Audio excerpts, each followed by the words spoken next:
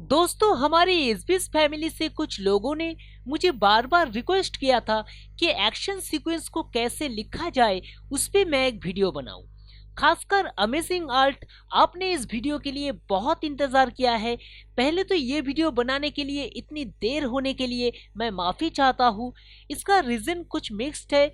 एक तो मेरा कंप्यूटर बीच में खराब हो जाने के कारण मैं कुछ काम नहीं कर पाया, और दूसरी बात यह है कि जब तक मुझे सेटिस्फेक्शन ना आ जाए कि मैं वीडियो में एक मिनिमम वैल्यू ऐड कर पाया हूँ जो सही में आप लोगों का काम आएगा, तब तक मैं कोई वीडियो अपलोड नहीं करता हूँ।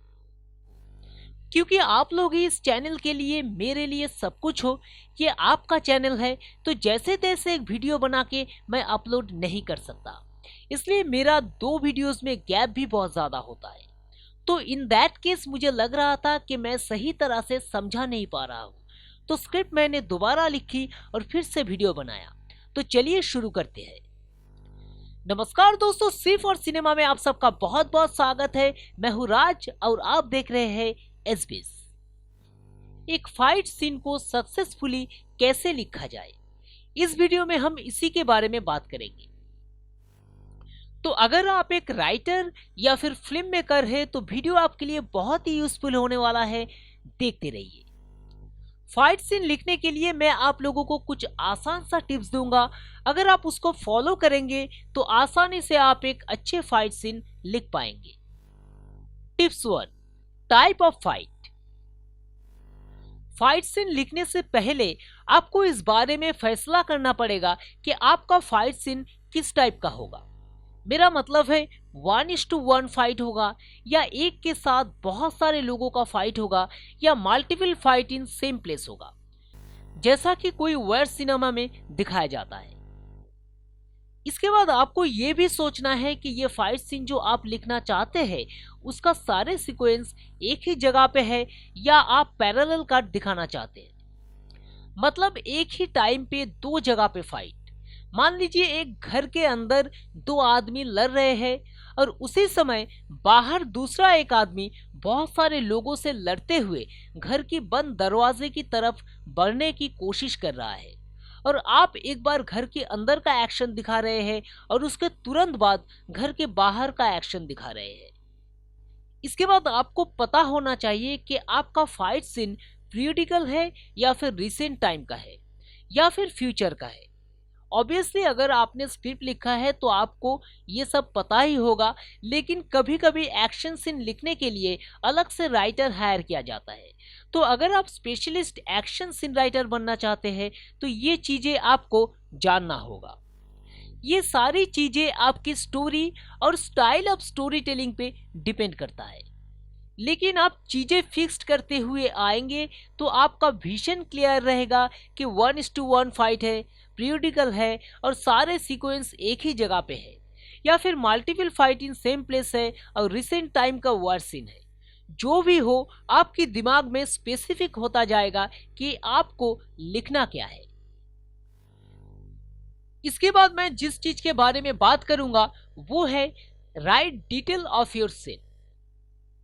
यानी कि फाइट कहाँ पे हो रहा है, जंगल, पहाड़, खुला मैदान, घर, बड़ी बिल्डिंग, एबंडन प्लेस, कहाँ पे लोग खाली हाथ लड़ रहे हैं या कुछ औजार है उनके पास, अगर है तो क्या है, दूर से लड़ाई हो रहा है या आमने सामने लड़ाई हो रहा है, वहां पे क्या क्या चीजें हैं, कितने लोग हैं, कौन क्या कर रहा है। ये चीजें जब आप डिसाइड कर लेंगे तो सीन आपके लिए और स्पेसिफिक हो जाएगा कि 1:1 फाइट है, पीरियडिकल है और सारे सीक्वेंस एक ही जगह पे है, दोनों के हाथ में तलवारें हैं, एक के पास घोड़ा है, दूसरे के पास कुछ नहीं है और आसपास और कोई नहीं है। फाइट जंगल के बाहर एक खुली जगह पे हो रहा है जहाँ चारों तरफ लंबे लंबे घास है। बारिश की वजह से सारे घास और जगह गीला है, दोनों कैरेक्टर भी गीला है और उनके चेहरे पे भी कीचड़ है। या फिर multiple fight in same place है और रिसेंट टाइम का वार सीन है, फाइट एक एबेंडन जगह पे हो रहा है, दूर से फाइट हो रहा है, सबके पास गन है और चारों तरफ गोली चल रहा है। इसके बाद आपको जो करना है वो है राइट इंपॉर्टेंट थिंग्स सिक्वेंशियली। मतलब जो आपकी स्टोरी को आगे ले जाने के लिए दिखाना ही है वो आप सिक्वेंशियली लिख ले कि पहले ये होगा उसके बाद ये होगा, ऐसे। बाकी कैसे उसको डिटेल में शूट करना है वो आप डायरेक्टर और एक्शन डायरेक्टर पे छोड़ सकते हैं। आप आपकी टोटल एक्शन सीन को कुछ सीक्वेंस में बांट सकते हैं, इससे आपको लिखने में आसानी होगी और शूट करने में भी। अगर आपकी सीन में multiple fight in same place है तो आप पूरे जगह को 3 या 4 जोन में भी बांट सकते हैं, जैसे कि zone A, zone B, zone C और जोन डी। उसके बाद पूरे सीन को सीक्वेंस में बांट सकते हैं कि सीक्वेंस 1 में हम जोन ए में ये होते हुए दिखेंगे और उसके बाद सीक्वेंस 2 में हम जोन बी में ये होते हुए दिखेंगे। उसके बाद सीक्वेंस 3 में फिर से जोन ए में वापस जाएंगे और सीक्वेंस 4 में हम देखेंगे कि जोन सी में क्या हो रहा है। इस तरह आप पूरे सीन को बांट सकते हैं और 1:1 फाइट के लिए आप पूरे सीन को सिर्फ कुछ सीक्वेंस में बांट सकते हैं। मैं एक एग्जांपल देके आपको समझाने की कोशिश कर रहा हूँ। जैसे कि सीक्वेंस ए में आपका हीरो घोड़ा लेके उस घास से भरी जगह पे आता है और कीचड़ में फंस के घोड़े से गिर जाता है। इतने में आपका विलेन पीछे से दौड़ते हुए आता है और उस पे हमला कर देता है। आपका हीरो खुद को बचाने के लिए दौड़ के फ्रेम के बाहर चला जाता है और विलेन भी उसका पीछा करता है। सीक्वेंस 2 में विलेन पीछे से दौड़ते हुए हीरो पे तलवार से हमला करता है। अपने आप को बचाते हुए हीरो मिट्टी में गिर जाता है और उसके सारी बॉडी पे कीचड़ लग जाता है और विलेन का तलवार का बार फॉल्स खा जाता है। वो बैलेंस नहीं रख पाता है और गिरते गिरते बचता है। तुरंत खुद को संभालते हुए विलेन तलवार से हीरो पे दूसरी बार वार करता है, लेकिन इस बार हीरो जो थोड़ा सा वक्त उसको मिलता है उतने में ही अपने कमर के मयाम से तलवार निकाल के विलेन के वार को रोक देता है और एक धक्के में उसे जमीन पे पटक देता है। सीक्वेंस 3 में विलेन जमीन से उठ जाता है और दोनों में एक जबरदस्त शॉर्ट फाइट होता है। अंत में विलेन के वार से हीरो के हाथ से तलवार गिर जाता है। उसके बाएं बाजू पे विलेन वार करता है और बाजू पे गहरा घाव हो जाता है और खून बहने लगता है। मान लीजिए ये बाएं बाजू पे घाव होना और खून बहना, उसके बाद हीरो का भाग जाना आपकी स्टोरी टेलिंग के लिए बहुत जरूरी है। तो विलेन का अगले बार से हीरो किसी तरह बचता है और विलेन को धक्का देकर जमीन पे गिरा देता है। सीक्वेंस 4 में हीरो दौड़ते हुए अपने घोड़े के पास वापस आता है और उस पे चढ़ के जख्मी हालत में जंगल में भाग जाता है। विलेन मिट्टी से उठता है, उसकी भी सारी बॉडी में अब कीचड़ लग चुका है, लेकिन वो उसकी परवाह ना करके दौड़ते हुए हीरो का पीछा करता है और दोनों जंगल में घुस जाते हैं। अब ये तो मैंने आपको समझाने के लिए जो मन में आया बोल डाला, लेकिन आपको और भी डिटेल में एक एक चीज बारीकी से लिखना है। इसके बाद मैं जिस चीज के बारे में बात करूंगा वो है decide perspective of your scene, यानी कि कोई शॉट डायरेक्टर्स व्यू से होगा या आपके मेन कैरेक्टर का पीओवी होगा या ओपोनेंट का पीओवी होगा। यानी कि आप किस शॉट को डायरेक्टर्स व्यू से दिखाना चाहते हैं, किस शॉट को आपकी सेंट्रल कैरेक्टर की पीओवी से दिखाना चाहते हैं और किस शॉट को आप उसकी ओपोनेंट की पीओवी से दिखाना चाहते हैं। यह आपको डिसाइड करना होगा। हो सकता है आप पूरे सीन डायरेक्टर्स व्यू से दिखाना चाहे या फिर पार्टिकुलर किसी की पीओवी से दिखाना चाहे। यह आपकी स्टोरी के डिमांड के हिसाब से हो सकता है, लेकिन जनरली ये तीनों पर्सपेक्टिव का मिश्रण होता है एक इंटरेस्टिंग एक्शन सीन। अगर आपके पास कोई अच्छा एक्शन डायरेक्टर नहीं है, आप खुद ही सीन को शूट करना चाहते हैं, तो ये चीजें बहुत जरूरी हो जाता है। हालांकि एक्शन डायरेक्टर होना चाहिए, क्योंकि अगर आप खुद शूट करना चाहते हैं तो ज्यादा कॉम्प्लिकेटेड कुछ आप कर नहीं पाएंगे। अगर करना चाहते हैं तो आपको बहुत ट्रिकी होना पड़ेगा।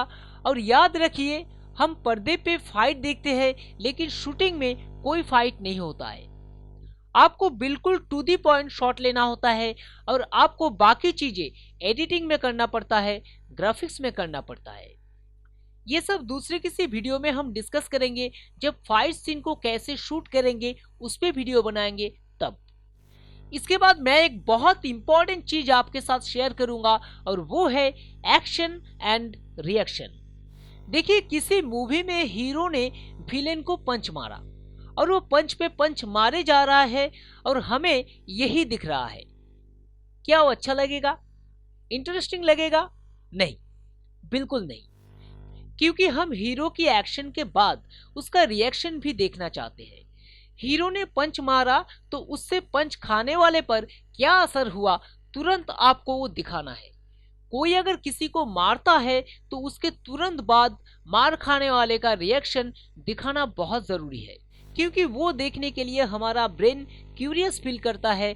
और अगर हम वो नहीं दिखाते हैं तो थोड़ी देर तक एक सस्पेंस तैयार होता है और हम मार खाने वाले कैरेक्टर के साथ ज्यादा रिलेट करते हैं तो एक एंग्जाइटी भी तैयार होता है, लेकिन उसके बाद पूरी सीन बेकार लगने लगता है। लेकिन मैंने बहुत बार बताया कि फिल्म मेकिंग का कोई रूल्स नहीं होता है, तो आप कुछ देर तक रिएक्शन को नहीं दिखा के एंग्जाइटी, सस्पेंस तैयार कर सकते हैं कि मार खाने वाले का क्या हुआ। लेकिन ये सिर्फ तभी कीजिए जब उसके बाद आप ऐसा कोई ट्विस्ट दे पाए कि लोग चौंक जाए, अरे बाप रे ये हुआ, या एक अलग ट्रीटमेंट यूज कर पाए जो आपका एक अलग स्टाइल हो एक्शन दिखाने का।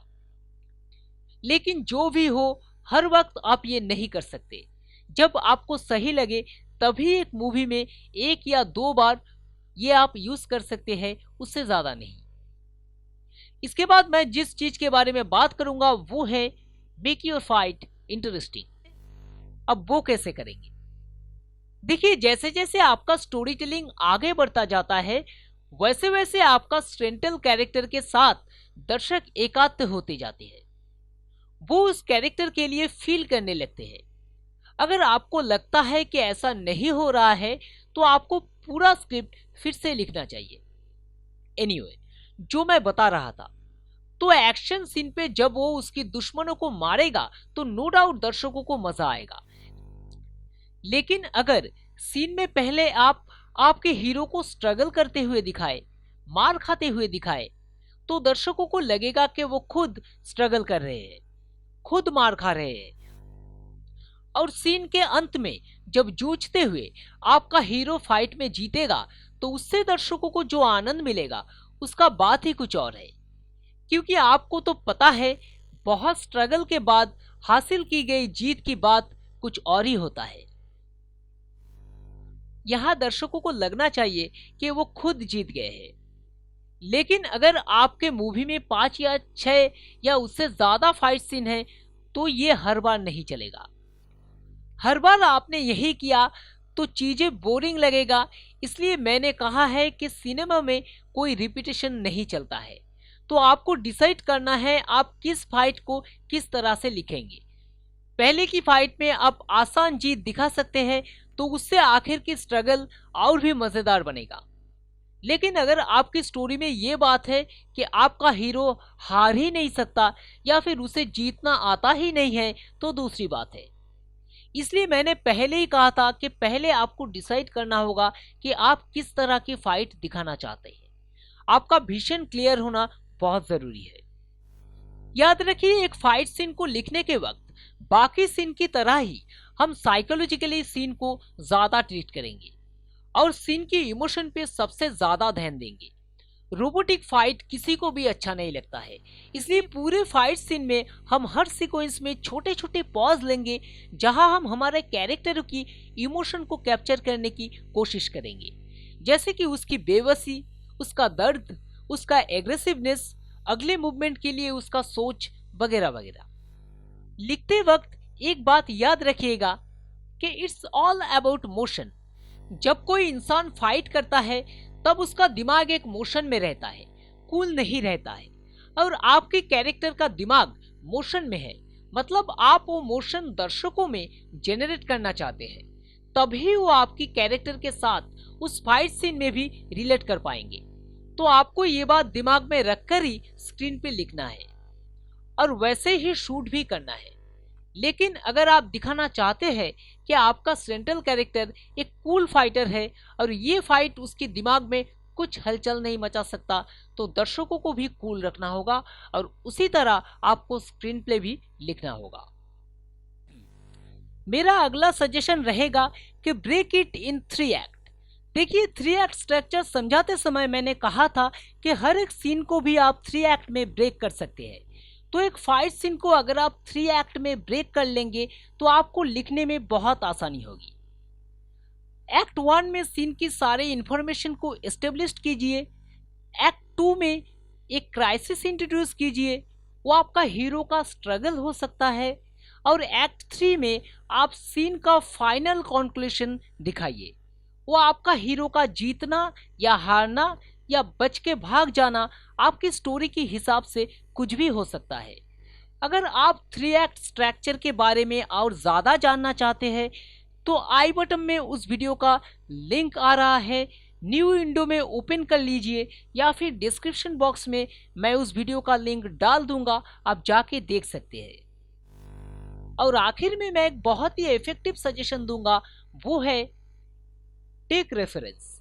जी हाँ, मैंने पहले ही बताया है कि अगर आपको राइटर बनना है तो बहुत सारे फिल्में आपको देखना पड़ेगा, तो उससे आपको पता चलेगा कि किस कहानी को कैसे बोला जाता है।